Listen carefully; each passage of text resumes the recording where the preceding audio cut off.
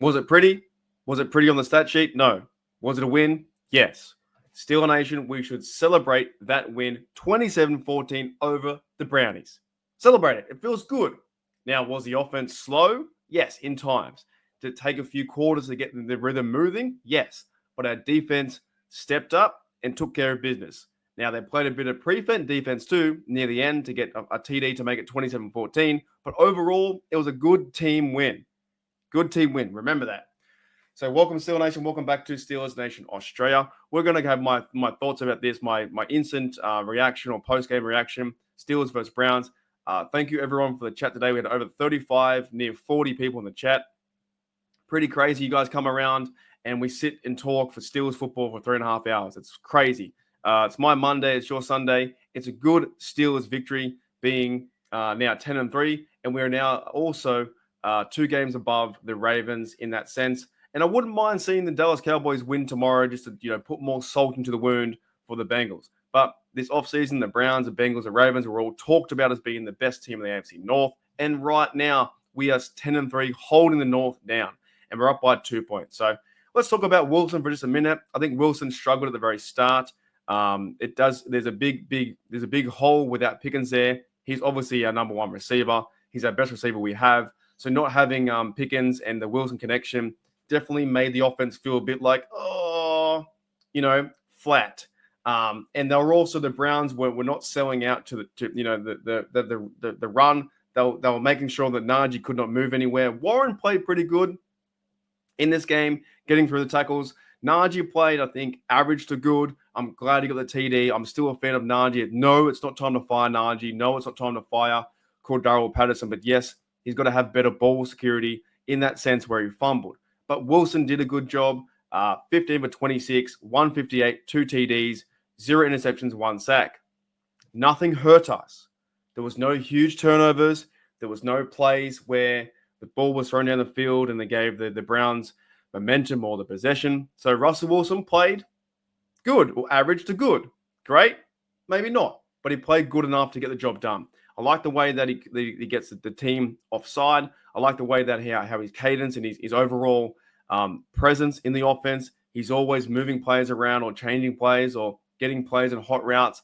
The one play to Warren where he did a play action pass to Warren. Next minute, he found Jefferson for the end zone TD. It's great.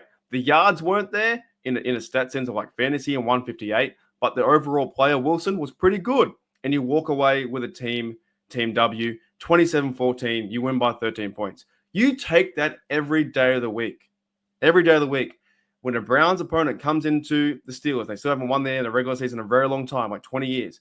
When they come into Heinz Field, you take that. The crowd's going crazy. You win by 13. You take that to good feel good win, and you move on to the next week. You cherish it, and then a few days later, you get ready for the Eagles. You take that win, and AFC North Hard Knocks will be fun. But Najee Harris had 16 carries, 53 yards, 1 TD, 1 big run for 20. Joe Warren had 9 carries for 47, 14 yards longer. So both guys maybe could have been better. Offensive line could have been better blocking. But I thought overall they did a really good job running the football. No real bad penalties that much. Dan Moore, I think, had 1 bad penalty. He was like a false start. But that's about it. Russell Wilson ran the ball for 6 carries, 17 yards. Cordarrelle Patterson looked a bit flat today, but it happens, right? It's football. The other team's selling out to on the run, and he made the fumble and made a mistake, which was like, oh, goodness, he made a mistake. But James Pierre then made up for it, and Cordarrelle Patterson should go buy him a beer or a lunch tomorrow or something because he made up for it, got the interception, and now the Steelers lead the league in turnovers, I think with 26 or 27 turnovers. That's pretty good. That's good for this team going on a playoff run, and the Steelers are now, they should be getting respect. Oh, you only versed the Browns. Don't care who we verse. We've beaten the Ravens, we've beaten the Browns, or we split with them. The Browns were not going to sweep us. It wasn't going to happen this year. It wasn't going to happen. The Browns aren't a good side. Winston threw 2 interceptions. He threw 2 TDs, but also threw the game away too. So Freiermuth had played pretty good. I want to see him get more targets. I want to see that for sure. But definitely played good. Got 3 catches for 1 TD. Scotty Miller came up clutch as well. Huge. He got a good pass to 2 feet down and then extend the drive. 38 yards. Mike Williams, we saw Mike Williams. Now, do you want to see more? Of course you do. But 36 yards.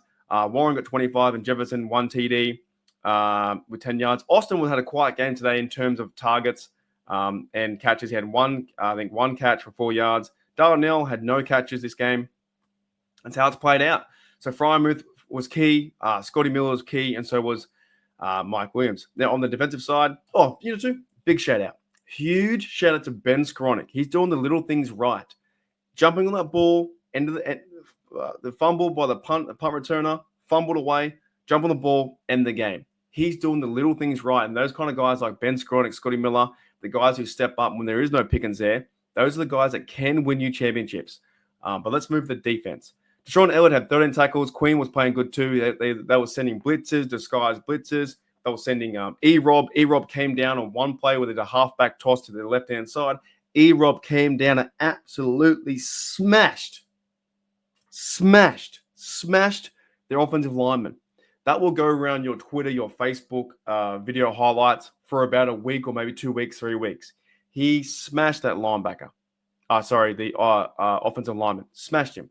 Then they cleaned up and got the job done. One of the first players, you saw TJ Watt in the backfield too, hitting that running back, solid. It was good. Queen was getting in the blitzes. Joey Porter had 6 tackles. He played pretty good today, Joey Porter, I thought he did all right. Beanie Bishop might have gave away a few first downs here and there. He had 6 tackles. Cameron Hayward, it came up big again. He could almost be defensive player, MVP of this team, really. He's got 2 sacks with TJ Watt. They're like half and half. It's Cameron Hayward and TJ Watt having 2 big seasons, right? 2 sacks, 2 tackles for a loss. Cameron Hayward came up big. He wants to win a championship. This team wants to win a championship. Minka on the stat sheet, he had 5 tackles. He wasn't really there around getting the ball and turnovers, but he's allowing Winston to not throw the ball deep and get burnt deep. That's what Fitzpatrick is doing. I want to give a big shout out to Highsmith as well. He played good coming back too. He had 3 tackles and he had 1 sack and 2 tackles for a loss.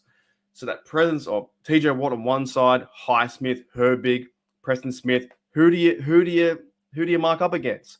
The 5-0 lineman. Who do you mark up? Tight end. Who do you chip? They're playing pretty good football in that sense on the defense, where they're sending disguised blitzes. They're a bit of pressure. Then the coverage. If they're sending 4, there's 7 back covering. So this Steelers defense is special. Only allowing 14 points and getting away with a 13 point win is awesome. James Pierre came up, fantastic plays, great as a gunner. Getting him back from Washington, the Steelers cut him, got him back to play gunner. Now he fielded him for a certain role too. While players, I think Jonte Jackson was out injured for certain plays, he came up with an interception. This team is fun to watch. One last one before I get out of here very, very shortly. Keanu Benton was on fire. That play where Beanie Bishop ran down Winston and put his hands up to force the pass real quick. Keanu Benton tracked that ball in the screen, picked it off, and almost went to the house. If he was a bit faster, could have went to the house. Big man, interception. Shout out to Benton who gets a turnover too as well. And Chris Boswell, 2 for 2, 54-yard longest, 3 for 3, 9 points in 9 points overall. So extra points, 3, and 2 for 2 field goals. Chris Boswell is absolutely money. On the other side, and one more shout out. Corliss Waitman too, 6 punts, longest 60. If Corliss Waitman does not come back to the Steelers because Cameron Johnson's he has a 3-year contract, Corliss Waitman will find a job somewhere, somehow in the NFL. His career is not over. It's just been refreshed. Corliss Waitman played really good team football, sent the ball all the way down the field in a 60-yard punt. So, and to finish off with, on the Browns, Dustin Hopkins, 0 for 2 field goals. 1 went to the left, 1 went to the right, done. The Browns are a sad franchise. The Browns fans have nothing to cheer about. Myles Garrett was trying to when you're losing by 13. Can't stand Myles Garrett, and I can't stand Winston now because he flopped. The penalty was stupid. Was not roughing the passer. But this Browns team, they're 3-10. They're terrible. They're a bad franchise. And we took care of business. We got back a revenge game 1-for-1. Hopkins missed 2 field goals. Myles Garrett was very quiet.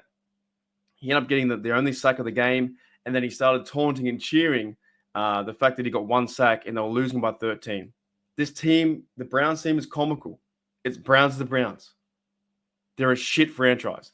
Anyway, Steeler Nation, I think I'm done for the day. Oh, not done for the day. I'll back later on in about another hour's time or 2 hours' time or whatever it may be doing a live post game with hopefully Bubba and Shane from Steelers Dynasty podcast. If not, I'll do a live on my own anyway. We'll see how we go.